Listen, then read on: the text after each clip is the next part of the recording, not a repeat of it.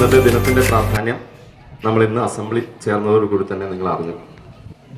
പേ വിഷബാധയ്ക്കെതിരെയുള്ള ബോധവൽക്കരണമാണ്. മറ്റൊരു രോഗം പോലെയല്ല പേ വിഷബാധ. കാരണം ഇത് ഒരു RNA വൈറസ് രോഗമാണ്. അതായത് വളരെ മാരകം എന്ന് പറയേണ്ട ഒരു രോഗം. 100%. അതുകൊണ്ട് സുരക്ഷിതത്വം നമ്മുടെ കൈകളിൽ ഉണ്ടായിരിക്കണം എന്ന് മാത്രം. എങ്ങനെ സുരക്ഷിതത്വം ഉണ്ടാക്കാം? ശ്രദ്ധിച്ചാൽ നമുക്ക് ഈ രോഗത്തിൽ നിന്ന് രക്ഷപ്പെടാം. അല്ലെങ്കിൽ പത്രങ്ങളിലും വളരെ പ്രധാനപ്പെട്ട ഒരു വാർത്ത ഉണ്ടായിരുന്നു, നിങ്ങൾ ശ്രദ്ധിച്ചോ എന്ന് എനിക്കറിയില്ല. കഴിഞ്ഞ 6 മാസത്തിനുള്ളിൽ 16 പേരാണ് കേരളത്തിൽ പേ വിഷബാധയേറ്റ് മരിച്ചത്. 16 പേർ.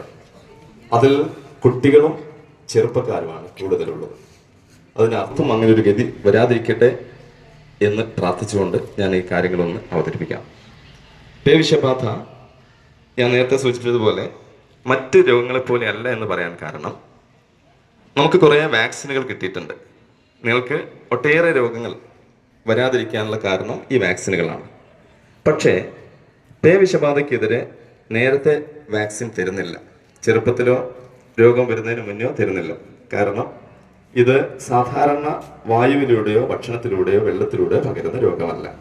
എന്നാൽ എങ്ങനെയാണ് പകരുന്നത്? ഏതെങ്കിലും രീതിയിലുള്ള സസ്തനികളായ ജന്തുക്കൾ മരണകാരണമായ ഒരു വൈറസ് രോഗമാണെന്ന് ഞാൻ മനസ്സിലാക്കുന്നു. എന്നാൽ യഥാസമയത്തുള്ള പ്രഥമ ശുശ്രൂഷയും